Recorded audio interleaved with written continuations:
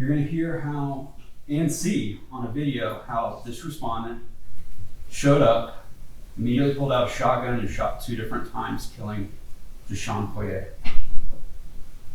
And how other students were terrified and had to flee.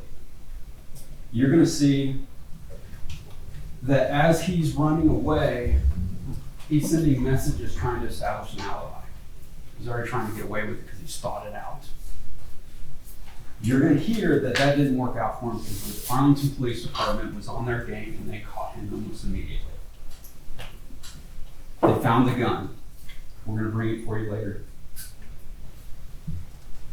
You're going to also hear about, since that alibi didn't work, as soon as he gets to the detention center, he outcried and said, well, this is because I was sexually assaulted.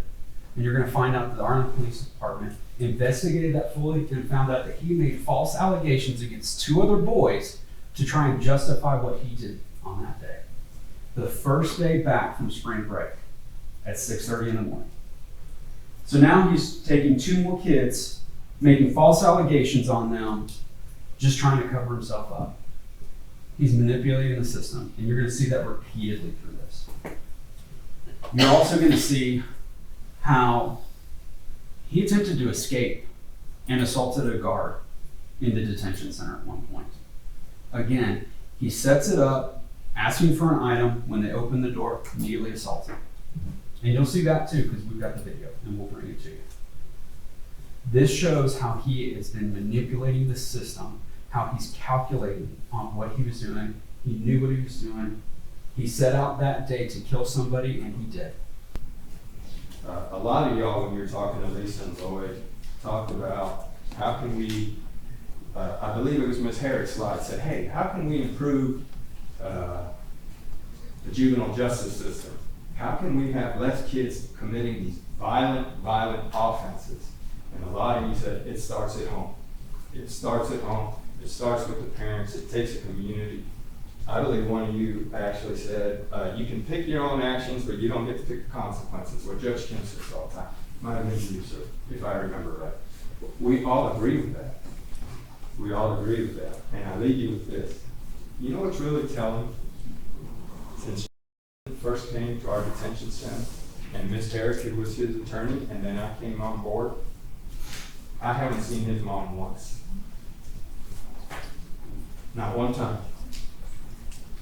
He's from Baton Rouge, Louisiana. She's from Baton Rouge, Louisiana.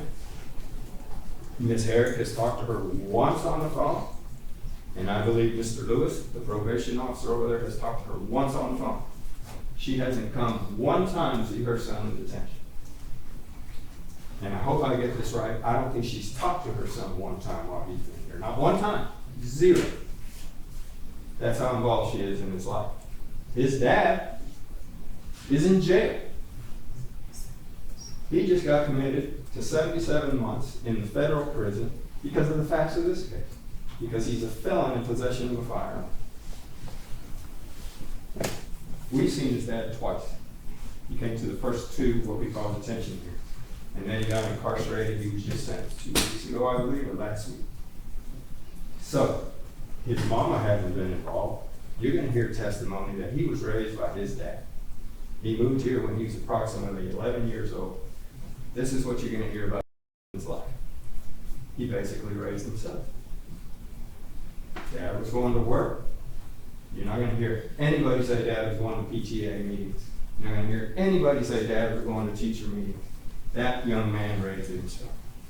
No excuse for what he did, but this is his story.